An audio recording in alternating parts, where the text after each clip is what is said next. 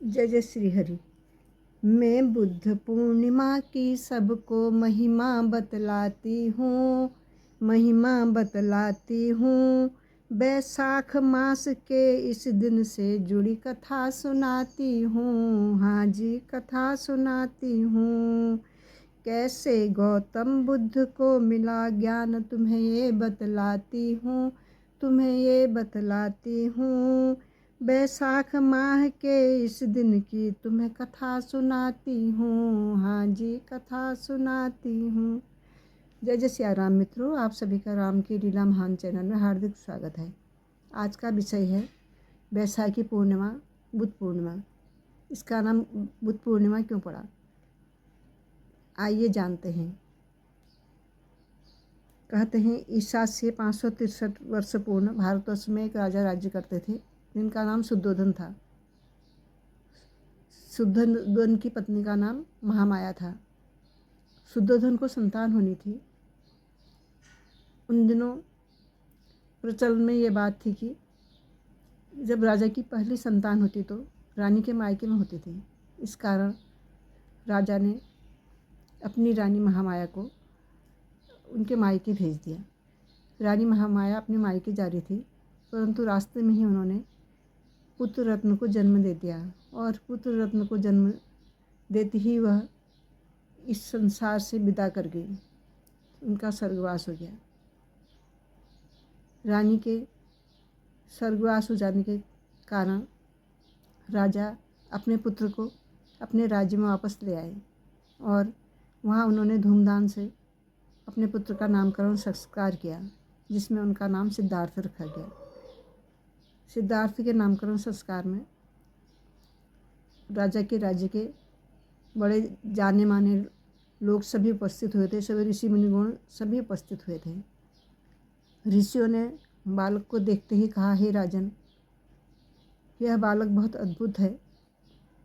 या तो यह चक्रवर्ती राजा बनेगा या यह कोई बैरागी बनेगा। अब राजकुमार सिद्धार्थ धीरे धीरे बड़े होने लगे। उनका मन बचपन से ही बैरागी था। बचपन से ही वह अत्यंत दयावान थे। यहाँ तक कि जब वे बच्चों के साथ खेलते थे, कहीं यह बच्चों को दुख नहीं पहुँचे करके खेल खेल में उनसे हार जाया करते थे। खेल खेल में उनसे हार जाया करते थे। और उनकी और भी दया की कथाएं प्रचलित हैं। एक बार उनका चचेरा भाई देवदत्त अपने शिकार के लिए एक हंस को मार दिया था। हंस घायल होकर सिद्धार्थ के आगे गिर गया, जिसे सिद्धार्थ ने तुरंत अपनी गोद में रख लिया और उसे जल पिलाया और उसका तीर निकाला। जिसके पश्चात देवदत्त उनसे ज़बरदस्ती हंस को मांगने लगा, परंतु उन्होंने नहीं दिया, जिसके कारण यह मामला न्यायालय में गया। न्यायालय में सिद्धार्थ की जीत हुई। सिद्धार्थ का वैराग्य कम नहीं हो रहा था।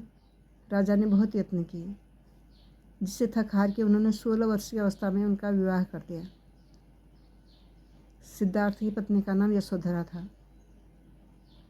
तत्पश्चात सिद्धार्थ का एक पुत्र भी पैदा हुआ, जिसका नाम राहुल रखा गया। परंतु सिद्धार्थ का वैराग्य कम नहीं हुआ।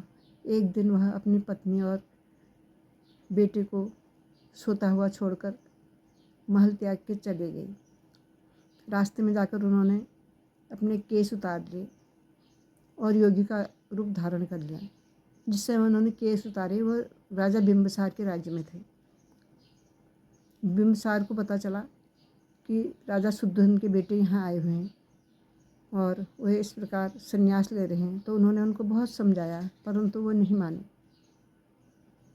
और वहीं से पैदल चल के गया पहुँच गई, बौद्ध गया पहुँच गई। बौद्ध गया पहुँच के उन्होंने एक विशाल वृक्ष के नीचे 49 दिन की घोर तपस्या की। 49 दिन के बाद सिद्धार्थ को ज्ञान प्राप्त हुआ। गया में जिस वृक्ष के नीचे उन्होंने ज्ञान प्राप्त किया, उस स्थान का ही नाम बौद्ध गया रखा गया और उनका नाम गौतम बुद्ध पड़ा। गौतम बुद्ध ने बौद्ध धर्म चलाया, जिसके अनुयायी अभी भी चीन, श्रीलंका, कोरिया, भारत और बांग्लादेश में हैं, जो बौद्ध धर्म मानते हैं। जो बौद्ध धर्म मानते हैं उनका बैसाखी पूर्णिमा के दिन बहुत बड़ा उत्सव होता है। इसी कारण इसका नाम बुद्ध पूर्णिमा रख दी। इसीलिए हिंदू धर्म और बौद्ध धर्म दोनों के लिए इस बैसाखी पूर्णिमा का बहुत ही महत्व है। इस कहानी में बस इतना ही। जय जय सिया राम। शेष अगले अंक में देखना न भूलें।